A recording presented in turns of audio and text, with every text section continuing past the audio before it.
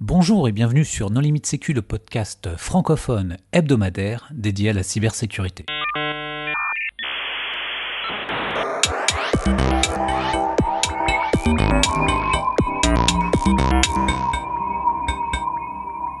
Alors aujourd'hui, nous allons parler de Suricata avec Éric Leblond. Bonjour Éric. Bonjour. Pour discuter avec lui, les contributeurs de Non Limite Sécu sont Paul Amar. Bonjour. Jean-Philippe Gaulier. Bonjour.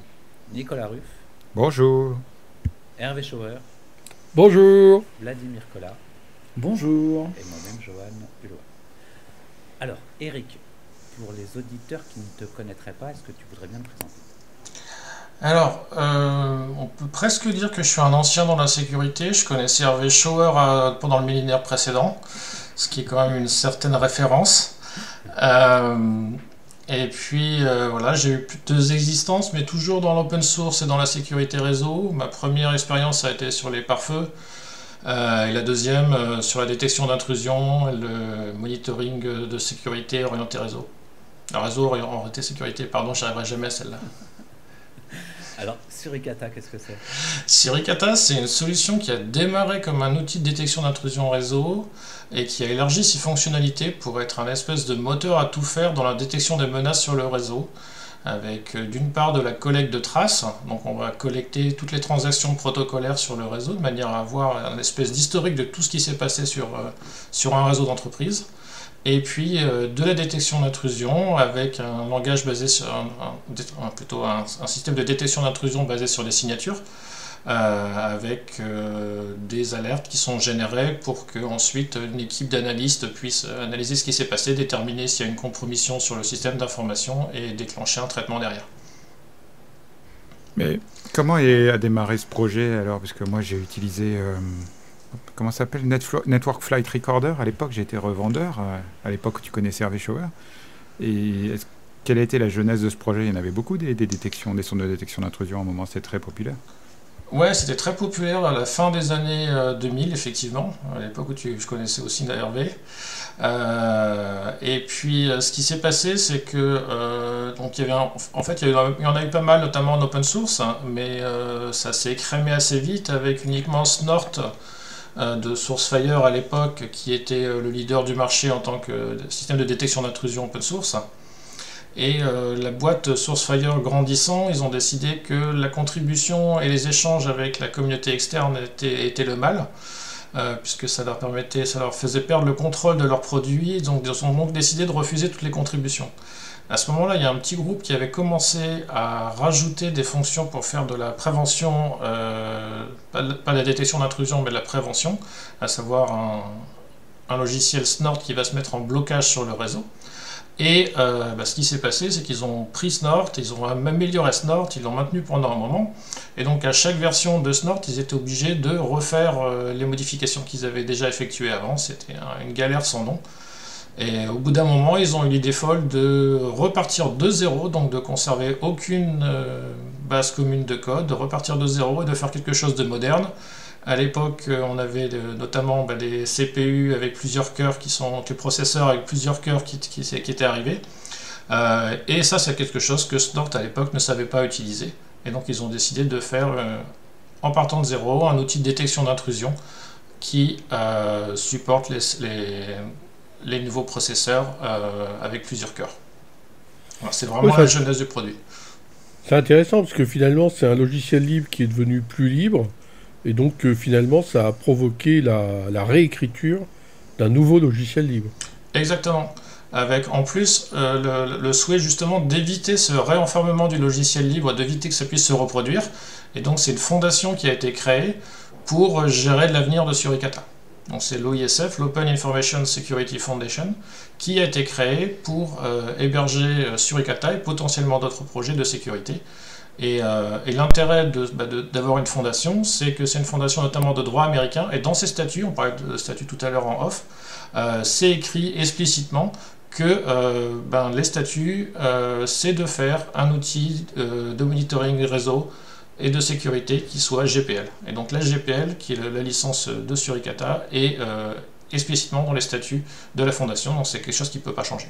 Ce qu'on peut peut-être expliquer quand même, c'est que Sourcefire vis-à-vis de Snort était lié du fait de la licence aux contributions des contributeurs, et ce qui faisait qu'à chaque fois qu'ils voulaient changer la licence ou la rendre commerciale, etc., ils auraient dû demander à tous les contributeurs. Donc c'est aussi pour ça qu'ils ont fait ce choix-là, pour avoir une solution complètement commerciale et sur laquelle ils avaient totalement la main. En fait, on peut complètement passer à travers ce problème-là, c'est ce qui a été fait à l'OISF. C'est de dire que à chaque fois que tu veux contribuer, tu dois signer un accord de contribution où tu cèdes les droits sur le code que tu contribues Ah oui, mais ça, à la fondation.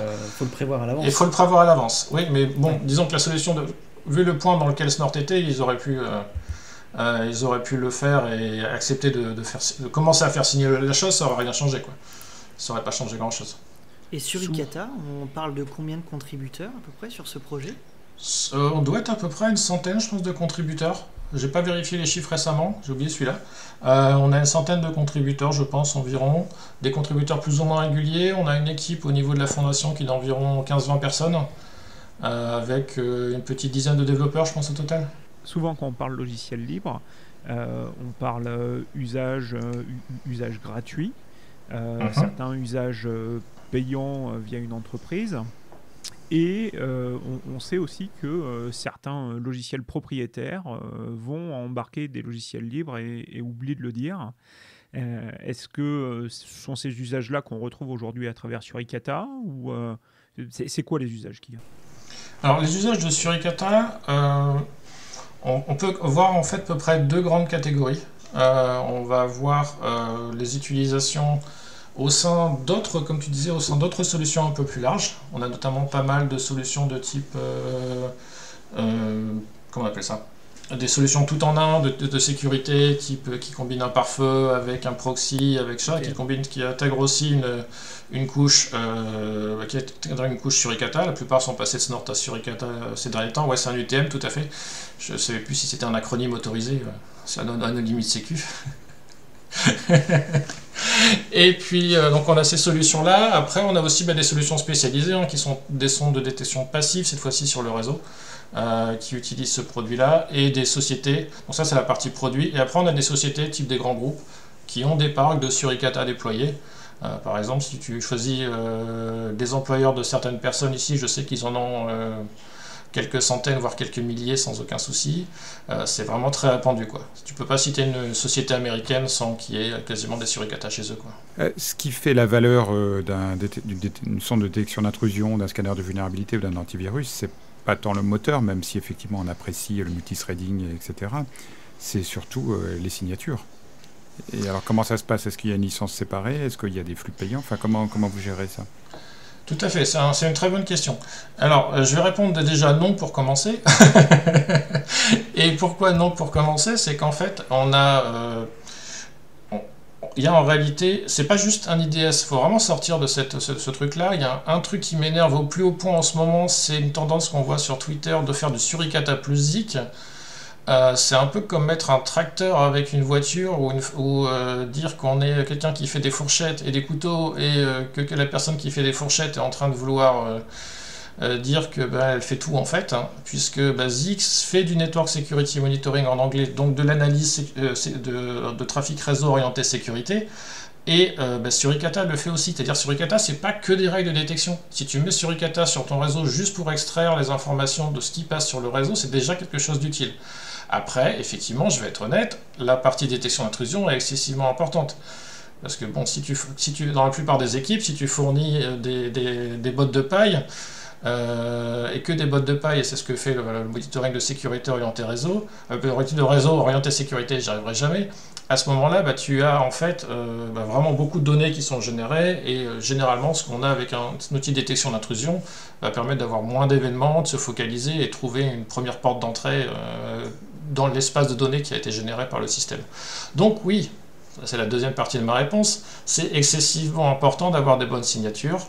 On a à l'heure actuelle pas de signatures qui sont fournies par l'OISF, et on a Proofpoint qui a racheté Emerging Threat qui fournit des signatures open, donc gratuites, et des signatures qu'ils appellent pro qui sont payantes.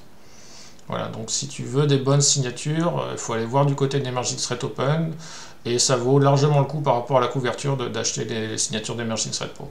Mais vous avez essayé de garder une certaine compatibilité avec Snort ou vous avez défini Alors, votre ça, propre langage Alors en fait au début du projet, l'idée, exactement pour reprendre ce que tu disais, il y a énormément de valeur dans les signatures. Donc arriver avec un nouveau format de langage de signature quand on est un tout petit projet qui débute en 2009 et puis dire bah, c'est bon maintenant vous passez chez nous, vous convertissez tout votre historique de jeu de signature qui a 10 ans vers notre format, ça ne serait jamais passé. Et donc il y a eu un choix de faire une compatibilité avec Snort au démarrage du projet. Choix qui a été ensuite, il y a environ 3-4 ans, on a décidé complètement de vivre de notre côté. Et donc c'est toujours le même langage, mais il évolue sans qu'on se soucie le moins du monde de ce que peut faire Snort. Alors les signatures c'est très important comme tu disais, mais le moteur également. Est-ce qu'il y a des choses qui le différencient Suricata avec le moteur? Sur la partie moteur, en fait il y a un truc assez amusant, c'est que Sourcefire a travaillé pendant quasiment 10 ans sur Snort 3 et a repris pas mal des idées de Suricata, ça c'était assez amusant. Notamment je me rappelle d'une fonctionnalité qui était citée dans un blog de Sourcefire, c'est moi qui l'avais introduite dans Suricata, en disant que c'est vachement bien, il faut faire comme ça. C'est un truc que j'avais présenté à Stick la fois dernière, c'était assez amusant. Et puis au niveau du moteur, qu'est-ce qu'on a? On va avoir des choses qui sont maintenant des standards, mais qui ont été introduits par Suricata. La détection automatique de protocole, savoir si tu vois du HTTP sur un port aléatoire, tu arrives quand même à voir que c'est du HTTP. Ce genre de choses, c'est vraiment des choses qui ont été faites en premier dans Suricata. Des choses qu'on va avoir et qui sont, c'est toujours la performance, hein, c'est une lutte éternelle. Hein, on est à l'heure actuelle, nous on voit des clients au niveau Stemus Networks, la société pour laquelle je travaille, où on est on a du 40 gigabits, du 100 gigabits, ça devient assez fréquent. Et on veut faire une analyse complète là-dessus. Et donc là, c'est quelque chose où ça se passe très bien pour Suricata, parce qu'on a pas mal de mécanismes en place, le multithreading, donc on a vraiment une grosse expérience. Et puis on a aussi des choses comme toutes les solutions de type bypass avec XDP, qui est un système qui est disponible dans Linux, qui permet d'évacuer une partie du traitement, ça c'est assez pratique. Et puis, c'est vraiment large comme question en fait. Et on a aussi au niveau du moteur de détection d'intrusion des choses qui sont assez récentes et qui sont assez peu connues, comme la gestion des datasets. Alors qu'est-ce que c'est un dataset? C'est la capacité de dire que je veux regarder si, par exemple, un agent HTTP qu'on a vu dans une requête HTTP appartient à une grosse liste ou n'est pas dans une grosse liste. Qu'on a chargé précédemment, qu'on peut avoir exporté depuis un fournisseur de Threat Intelligence, ou ce genre de choses. Voilà, c'est assez. Donc on peut lire ces événements, et donc ça permet vraiment de changer un peu la logique et de partir sur quelque chose où on est plus avec des indicateurs de compromis que des signatures à proprement dit, ce qui permet d'ailleurs d'être beaucoup plus dynamique, puisque les signatures, généralement, on a toujours un tout petit peu de retard par rapport à l'établissement et à la découverte de menaces. Tout à l'heure, on parlait intégration avec Snort. Finalement, est-ce que Suricata s'intègre avec d'autres outils? Typiquement, pourquoi pas du Splunk, de l'Elasticsearch? Ah oui, complètement. Donc, Suricata, c'est un moteur. Donc, il va analyser le trafic réseau, en coupure ou pas, donc de manière passive ou de manière active de type au-dessus d'un pare-feu, et il va produire des événements, et le format à l'heure actuelle c'est du JSON. Tout ce que sort de Suricata est JSON, ce qui fait que c'est excessivement facile après de l'envoyer dans un Elasticsearch, dans un Splunk, tout fonctionne très bien pour ça, et on a un format qui a été inventé pour Suricata, mais qui respecte des conventions qui sont à peu près communes à tout le monde, et donc c'est facilement convertible dans les différents formats qui sont utilisés par les différents SIEM et autres solutions de ce type. Moi j'ai une question qui va peut-être être désagréable, mais en 2021, à quoi ça sert une sonde de détection d'intrusion à l'heure où, un réseau, à l'heure où finalement la plupart des flux, voire la quasi-totalité des flux sont chiffrés, à l'heure où au final ton SI est totalement éclaté et en fait tu as beaucoup de ressources qui sont sur l'Office 365, du GCP, des choses comme ça, et où finalement c'est l'authentification qui devient primordiale, à l'heure où tu commences à avoir des EDR un peu déployés partout, qui sont capables de finalement détecter tous tes événements réseau sur les serveurs, des choses comme ça, sur les postes de travail. Donc à quoi ça sert aujourd'hui une sonde de détection d'intrusion? Alors je vais partir à rebrousse-poil sur la question. Sur la partie EDR, en fait, le problème de l'EDR, c'est que tu dois faire confiance à ton EDR. Et ce qu'on aime bien dire, nous, au niveau de la détection d'intrusion, c'est que le réseau ne ment pas. Le paquet, il passe et il doit passer pour qu'on arrive à parler au serveur de contrôle. On est obligé de le faire sortir, le paquet. Et donc, si on a un système pour voir le trafic, on va être capable de le voir. Donc ça permet en fait, voilà, ça permet d'être complémentaire. Après, le DR, il n'est pas aussi déployable partout. On a des entreprises où tu as apporte ton appareil, du bring your own device, où tu peux pas vraiment positionner le DR. Ça devient tu as même d'autres solutions. Typiquement, si tu as des appliances type VPN SSL, Citrix, des choses comme ça, tu peux pas déployer de DR dessus. Voilà, ouais, tout à fait. Il y a ce genre de. Ça reste complémentaire. C'est vraiment pas antithétique. Ce qu'on voit très généralement dans les entreprises avec lesquelles on travaille, c'est qu'on a de l'EDR et de la détection réseau. Hein. C'est complémentaire. Après, il y a une deuxième partie dans ta question, c'est la partie SSL et cloud. Donc sur la partie SSL, on a quand même une bonne visibilité sur le SSL. On est capable de voir les échanges de certificats, de détecter des informations là-dessus, aussi de faire de calculer des empreintes de clients SSL avec la technologie JA3, qui est une technologie qui va permettre d'identifier quel est le type d'implémentation qui est utilisé par le système. Et ça, c'est quelque chose qui est assez performant pour, par exemple, différencier un navigateur classique d'un malware qui se connecterait sur le même site. Voilà, ça, c'est des choses qui sont... Donc, on n'est pas complètement aveugle. On a vraiment des... Bon, effectivement, on perd, il faut être honnête. On perd en visibilité, mais en termes d'utilité, ça reste quand même très, très utile. Et puis, il y a des équipements qui sont capables de déchiffrer le trafic et puis de... Exactement, ouais, tout à fait, ouais. C'est aussi complètement pour participer à un projet dans un très très très gros contexte, le problème de ça, c'est quand tu commences à avoir des routages asymétriques, à avoir des gros besoins de bande passante, des backbones assez énormes, ça devient très très compliqué de faire le déchiffrement SSL. Oui. Oui, mais il y a des endroits où tu as encore des flux en clair parce que justement, tu restes sur un réseau privé et c'est là où ça reste tout à fait pertinent d'avoir Suricata. Ouais, pas forcément, parce qu'aujourd'hui, par défaut, quasiment presque tout est chiffré. Hein. Enfin... Et il n'y a pas que le problème du chiffrement. Enfin, on ne va pas parler de TLS 1.3, sauf si tu veux en parler maintenant, mais il y a aussi la complexité des protocoles. On sait que TLS 1.3, on en parle beaucoup, mais ça ne change pas grand-chose. Hein. On peut toujours déchiffrer les TLS 1.3 si c'est fait proprement. Ouais. Non, sur la partie analyse, on perd avec TLS 1.3 hein, pour en parler maintenant, puisque autant parler de ce qui fâche tout de suite. On se quittera bons amis. tu peux tout mettre dedans, du coup. Tu peux mettre HSTS, tu peux mettre DNS sécurisé et ces nouvelles implémentations. Oui. Mais effectivement, il y a la perte de visibilité. Après, si tu vois une connexion qui est chiffrée, qui part vers un pays sur lequel tu n'as pas forcément d'échange, sur lequel tu ne vas pas fréquemment, après, on est obligé de monter un peu dans les couches, de voir un peu des choses par rapport à la structure dans laquelle on travaille, par rapport à l'organisation dans laquelle on travaille. On va plus être sur une vision de détection d'intrusion comme un grep sur le réseau qui va juste analyser les paquets, mais sur des choses un peu plus fines qui vont combiner des différentes dimensions de l'analyse de ce qu'on voit passer sur le réseau. Et c'est ce genre de choses qu'on a besoin de faire avec l'évolution. Mais en fait, le chiffrement, c'est un problème, on va dire, unique. Par contre, il y a le problème aussi de la complexité des protocoles. Donc, comment tu fais pour Quick, comment tu fais pour SMB3, comment tu fais pour tu vois, tous les protocoles assez récents et complexes qui ne sont pas forcément chiffrés, mais pour lesquels il faut des décodeurs, ils supportent même la fragmentation à leur niveau, ce genre de choses, quoi. Oui, donc c'est un très gros travail.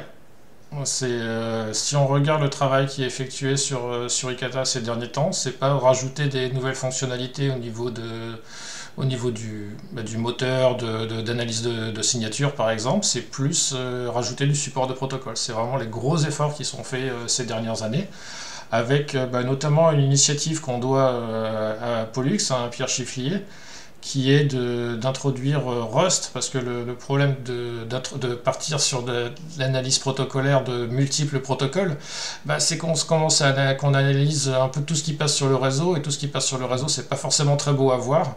Et donc c'était sain pour éviter l'effet je lance Suricata et il crache au premier paquet, de mettre en place un système qui va permettre de construire de l'analyse protocolaire, de comprendre les protocoles en limitant le risque de crash. Et ça, à part Rust, en fait, vous faisiez comment avant? C'est-à-dire, est-ce que vous mettiez en place, pourquoi pas, du fuzzing au travers de Suricata pour Oui. du coup tester la sécurité de l'outil? Qu'est-ce que vous avez mis en place jusqu'à maintenant, justement? Parce que on se retrouve avec un élément qui peut être central dans le SI et qui peut être assez critique si un attaquant prend la main, pourquoi pas, sur les instances Suricata. Donc, qu'est-ce que vous avez fait en fait jusqu'à maintenant pour essayer justement d'amoindrir, on va dire, la surface d'attaque, donc qui restera quand même assez conséquente, mais pour se prémunir contre ça? Donc, ce qu'il y a eu, c'est de faire le maximum de tests. En fait, c'était une approche assez classique qui a suivi son époque au niveau de Suricata, avec un commencement sur de l'analyse de code, des tests unitaires pour éviter les problèmes. Ensuite, quand le fuzzing a commencé à être de plus en plus courant, on a commencé à faire du fuzzing. Là, par exemple, on a des derniers résultats qui sont tombés avec OSS Fuzz, qui a remonté quelques trucs. Et donc on a ça. Juste, excuse-moi, OSS Fuzz, tu peux m'expliquer juste rapidement qu'est-ce que c'est? Ouais, tout à fait. Donc OSS Fuzz, c'est une initiative, je crois, de Google, qui Tout à fournit du temps de calcul pour qu'on puisse fuzzer des logiciels. Donc ils ont des sources sur GitHub et on peut lancer les différents logiciels avec en fait, ce qu'on appelle des cibles de fuzzing, parce que si tu lances un logiciel juste lui envoyer les paquets, il fait tellement de traitement que c'est compliqué. Et donc là, on va en fait tester certaines sous-parties et faire varier les entrées de la sous-partie pour voir si ça crache ou pas, et remonter ensuite les informations. Alors, c'est un projet qui couvre au moins une trentaine ou quarantaine, je pense, de différents logiciels libres. Suricata en fait partie et c'est vraiment intéressant. Avec l'avènement de la visio pendant la pandémie, si je puis dire, on a vu des protocoles plus lourds, beaucoup plus de données transportées, au moins dans la partie data. On peut citer Zoom, Jitsi, Big Blue Button, etc. Est-ce que ce sont des choses que vous avez travaillé davantage? On sait que Zoom, au dernier Pontoon, s'est confronté à de nouvelles vulnérabilités. Est-ce que ce sont des choses que vous regardez? Les mêmes que Teams. Hein. Enfin, je veux dire, les articles, ils mettent toujours Zoom en première ligne, mais c'est strictement identique à Teams. Mais c'est parce que Zoom est utilisé, c'est pour ça. Est-ce que ce sont des choses que vous regardez, Eric, au niveau de Suricata? Pas vraiment, parce qu'en fait, c'est beaucoup plus applicatif. Et donc, on est déjà effectivement à l'intérieur d'un chiffrement dans la plupart des cas. Donc potentiellement il y a peut-être des gens qui sont penchés sur des analyses statistiques ou des choses comme ça, mais il n'y a rien qu'on puisse faire vraiment, ça se passe vraiment à l'intérieur du navigateur. Hein. Donc c'est un peu... Mais en matière réseau, c'est quand même des flux beaucoup plus conséquents. Est-ce que aujourd'hui, toi, tu conseillerais, si on monte une architecture Suricata dans sa PME, tu conseillerais de faire passer le flux à travers ça, ou tu te dis non, mais pour ce genre de truc, il vaut mieux passer à Non, franchement, non, pour une PME, c'est pas un problème. Hein. Faire tourner un Suricata à 10 gigabits, ça se fait très rapidement, quoi. Donc tant que t'as pas de lien internet à 10 gigabits, donc ouais, c'est, enfin, la plupart des gens normaux, quoi. Donc non, franchement, il y a pas vraiment de limite. Hein. Alors, c'est pas vraiment un souci à ce niveau-là, quoi. tu parles de faire passer le réseau, mais juste pour être sûr, Suricata, oui. C'est un IDS ou c'est un IPS? Est-ce que tu peux mirrorer un port et le monitorer dans ton entreprise, ou est-ce qu'il est destiné à bloquer les flux? Auquel cas, c'est pas pareil. C'est une très bonne question, et ça me fait penser effectivement à la question de Paul tout à l'heure, que j'ai oublié de répondre à la deuxième partie. Tu disais effectivement, Paul, que Suricata, c'est un point de compromission et parce qu'il est sur le réseau. Mais dans énormément d'installations qu'on a de Suricata, notamment dans les grands comptes, enfin dans les grosses entreprises, c'est-à-dire pas dans la petite solution UTM qui est disposée, on a Suricata qui va tourner qui va travailler sur une copie du trafic réseau qui sera apporté soit par du port mirroring, soit par un équipement de type TAP. Et dans ce cas-là, une compromission de Suricata va créer un potentiel problème sur un réseau qui est parallèle. Généralement, le Suricata est déployé sur un réseau en parallèle et n'est pas sur le réseau de production, de manière à limiter la casse. Si par contre, effectivement, on est en mode IPS, donc cette fois-ci en prévention d'intrusion, cette fois-ci, on va avoir la possibilité, effectivement, de, si on crache Suricata, ou si on prend la main sur le Suricata avec des paquets mal formés, à ce moment-là, il y a vraiment un problème. Mais si on regarde l'utilisation, en termes de nombre d'utilisateurs, si on compte un utilisateur comme étant une personne qui paramètre en Suricata, je pense qu'on a vraiment beaucoup plus d'IDS. On doit être à moins 90% d'IDS et on a 10% au niveau de la partie IPS. Mais comme il y a pas mal d'UTM que ce soit des OpenSense, des pfSense, voire des solutions un peu embarquées qui embarquent, propriétaires on va dire, qui embarquent Suricata.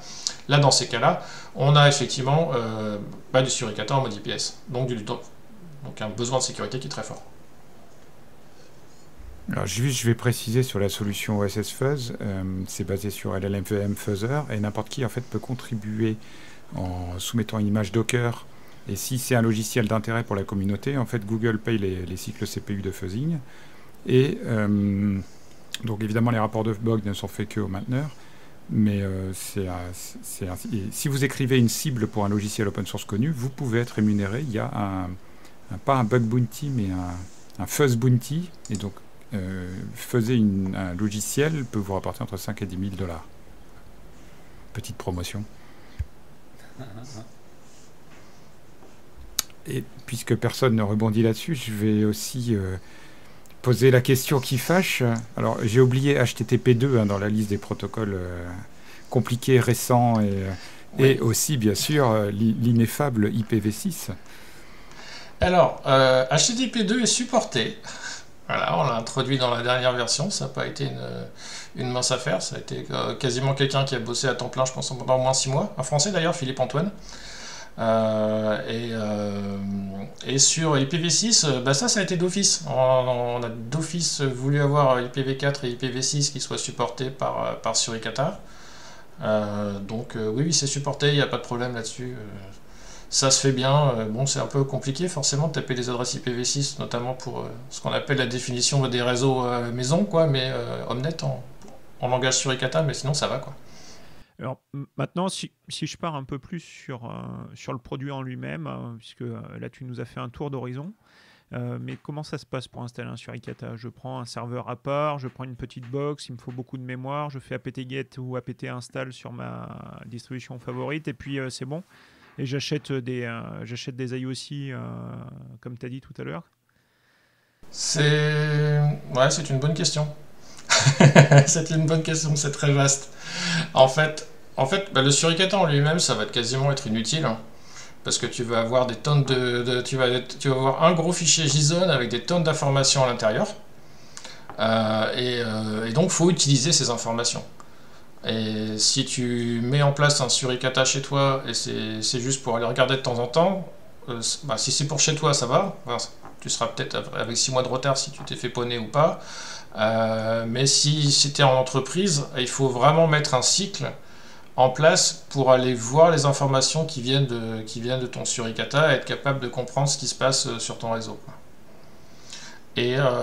Et si tu fais une combinaison entre la partie détection d'intrusion qui produit un volume limité d'informations, mais il faut voir que, c'est souvent ce que les gens pensent, c'est que les alertes, en fait, c'est « Oh, j'ai vu une alerte, il faut absolument que je déclenche une réponse sur incident, une enquête, que je mette toutes les équipes sur le truc. » Non, on a des clients, ils ont 1 million d'alertes par jour.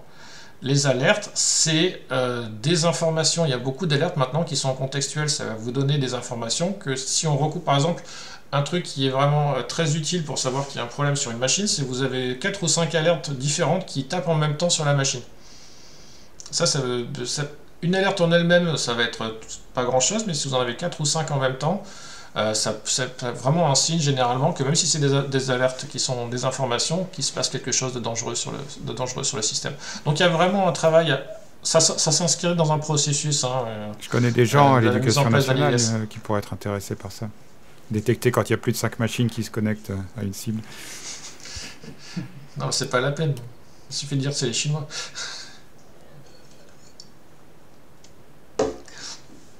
Et ne confondez pas avec les Russes. Ouais, pardon, oui, je parlais des Chinois de l'Ouest. Il faut arrêter avec les Russes. Ne confondez pas avec les Ukrainiens. Tout à l'heure, tu parlais un petit peu des efforts qui sont mis dans Suricata, où finalement, là on a des personnes qui sont à temps plein pour écrire finalement du support pour différents protocoles. Quelle est un petit peu la roadmap là, sur les prochains mois concernant Suricata?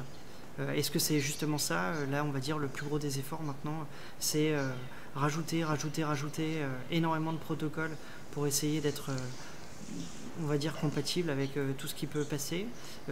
Comment est-ce que tu vois la roadmap ou comment est-ce que vous la voyez au niveau de la fondation? La roadmap, en fait, un point très intéressant, c'est qu'elle est discutée de manière publique. Donc là, cette année, à cause de Covid, la discussion s'est faite sur Internet. Donc il y a eu en novembre dernier une discussion sur la roadmap.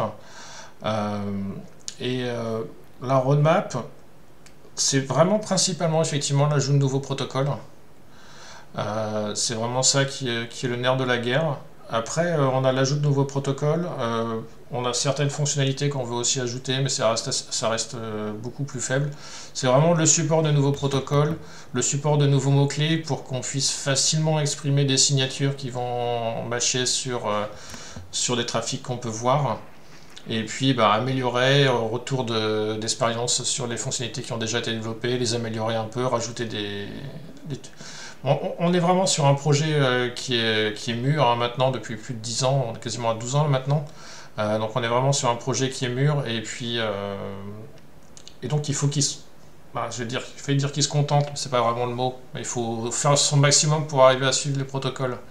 Après on parlait tout à l'heure de protocoles que je qualifierais moi d'exotiques, même si ça fait partie des plus utilisés comme HSTS, etc.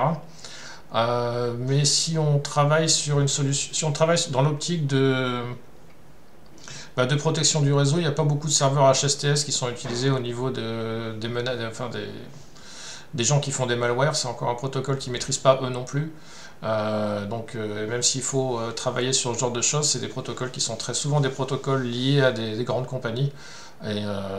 Et c'est intéressant à faire, mais ça, par rapport à l'impact, le ratio entre le volume et l'impact du protocole sur la définition de la menace et l'étude de la menace, c'est vraiment assez faible. Tu parles de tous ces gens qui souffrent sur HTTP2 et autres. J'ai pas bien compris. En fait, ils sont rémunérés par la fondation ou c'est des bénévoles ou ils travaillent chez Stamus Network ou dans des boîtes de support de Suricata? Alors, on a des développeurs qui sont payés par la fondation. Donc on a à l'heure actuelle, je pense, entre une petite dizaine, on va dire, de développeurs qui sont payés par la fondation au total. Comment ça se passe au niveau de la fondation? En fait, elle a de l'argent par le truchement des membres du consortium. Qui sont les membres du consortium? Donc on a des gens bien, dont on parlait déjà, l'ANSSI par exemple, qui est membre du consortium de l'EISF, qui fait partie des gens bien parce que l'idée pour eux est de soutenir le projet. Donc ils mettent de l'argent sur le projet parce que c'est un projet qu'ils savent être important. On ne parlera pas des sondes certifiées françaises dans le cadre de la loi de défense qui sont basées sur Suricata. Ah, il y en a qui ne sont pas basées sur Suricata? Non. Non, elles sont toutes basées sur Suricata. Non. Toutes celles qui sont certifiées sont basées sur Suricata, et je crois que celles qui sont en devenir de certification sont aussi basées sur Suricata. Ouais. Oui, ça me rassure. Parce que Prélude a aussi une certification CSPN, il me semble. Oui, mais Prélude a arrêté d'être un IDS depuis environ 25 ans. Donc tu peux utiliser Suricata avec Prélude? Oui, tout à fait. Ouais. Il y a un support de Prélude dans Suricata, donc il est capable d'émettre directement les événements en format Prélude. Ouais. C'était ma question suivante, si je puis dire. Tu nous disais qu'aujourd'hui, il y a des gens qui mettent de l'analyse réseau avec Suricata et que ça fait un peu double emploi. Est-ce que toi, il y a des logiciels que tu conseillerais de mettre en plus? Alors, je pensais à CrowdSec, éventuellement en complément pour s'appuyer sur vos logs, mais tu parlais de Elk tout à l'heure. Est-ce que tu as des conseils? Je pense que en termes d'utilisation des données, Elk est vraiment la solution open source. Donc Elasticsearch, Logstash et Kibana, c'est vraiment la super solution open source pour analyser les données. Par contre, il faut faire ses dashboards. Après, un petit peu de promo, ça ne gêne personne, ça fera pas de mal à moi. On a une distribution open source qu'on appelle Selx. Donc Stamus Networks, on fait des produits basés sur Suricata. On a toute une couche au-dessus justement pour limiter le travail que tu as quand tu as des Suricata chez toi. Et avoir de la valeur directement, c'est vraiment ce sur quoi on travaille depuis maintenant 7 ou 8 ans. Et donc on a aussi une distribution open source avec une interface dédiée qui va vous permettre d'analyser les événements qui remontent de Suricata. Mais au niveau du stockage, on se base sur Elasticsearch et l'hostage Kibana, tout ça, ça fait partie de la stack. Comme beaucoup de monde, de toute façon. Et puis, si vous avez de l'argent, Splunk, c'est vraiment pas mal quand même. Mais il faut de l'argent. C'est pas faux. Aujourd'hui, de quoi a besoin Suricata? De plus de gens qui financent la fondation, de plus d'utilisateurs, de plus de développeurs, de plus de sondes souveraines? De quoi a besoin Suricata? C'est une très bonne question.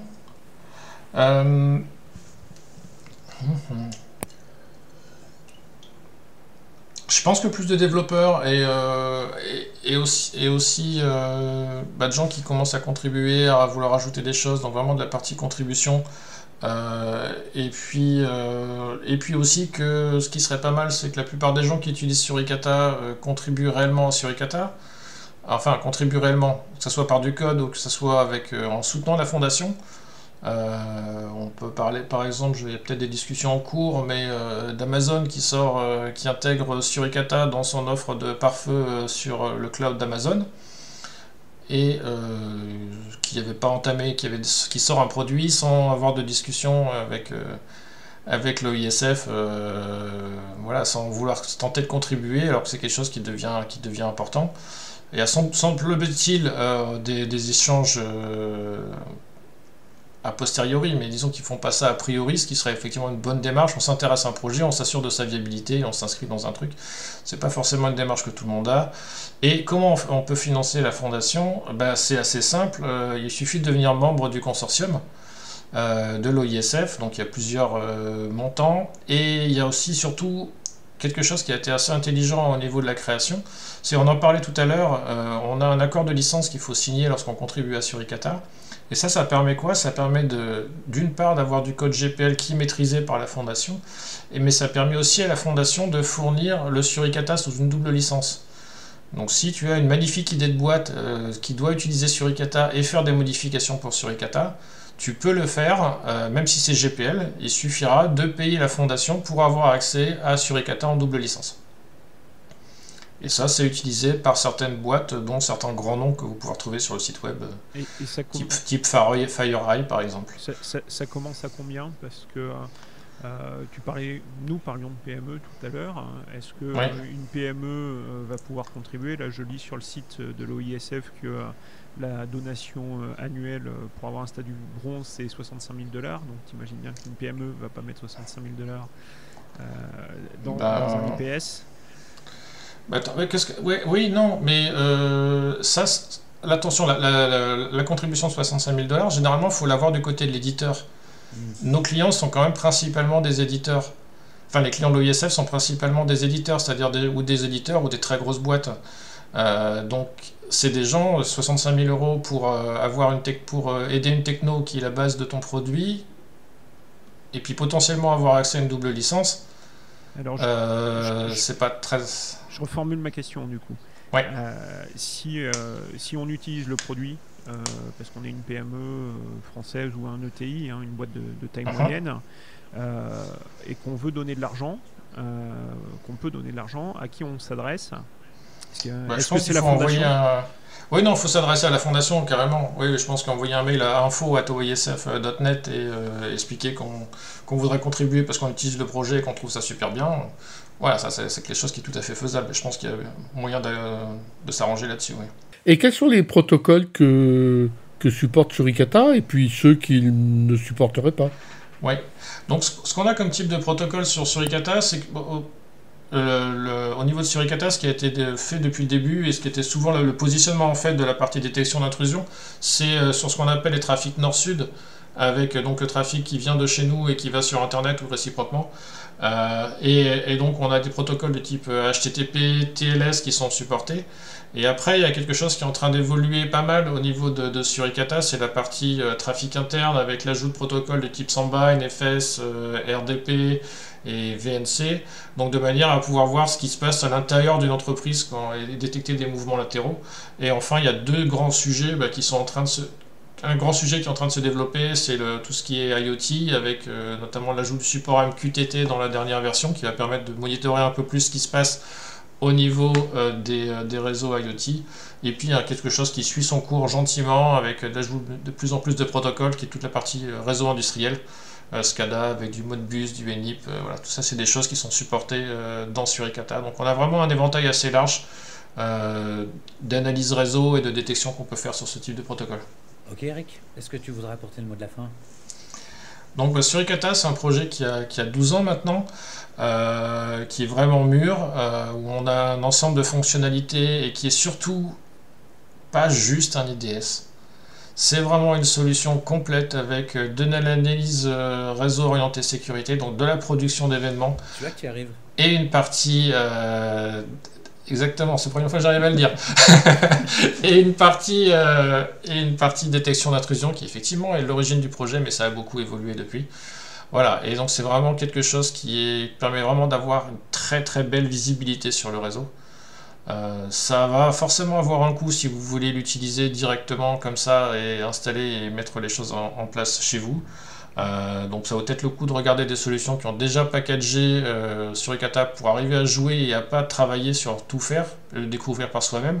On peut citer par exemple Security Onion, qui est une distribution open source qui intègre Suricata et qui comprend pas mal de briques. Ou ce qu'on fait chez nous, par exemple, Sales en open source, donc Sales SELKS, qui est une distribution open source qui intègre Suricata, qui est prête à l'usage. Merci beaucoup Eric d'avoir accepté notre invitation.